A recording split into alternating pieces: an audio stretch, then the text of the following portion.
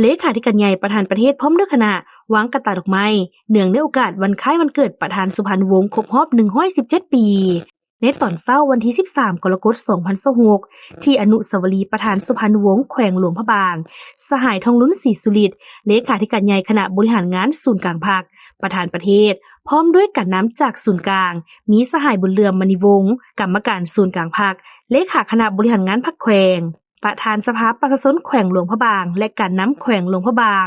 ได้เข้าวางกระต่ายดอกไม้อยู่ต่อหน้ารูปปั้นหล่อประธานสุพรรณวงศ์เนื่องในโอกาสวันคล้ายวันเกิดครบรอบ117 ปี13กรกฎาคม1909 13กรกฎาคม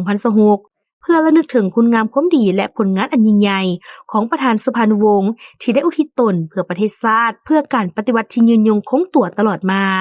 ประธานสุพรรณวงศ์แม่นหนึ่งในบรรดาผู้นำของพรรครัฐเฮาที่ได้สร้างผลงานอันล้ำค่า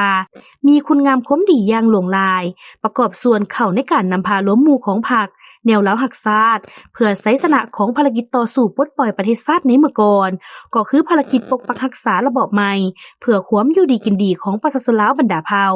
ประธานสุพรรณวงศ์แม่นหนึ่งในปัญญาชนผู้ยิ่งใหญ่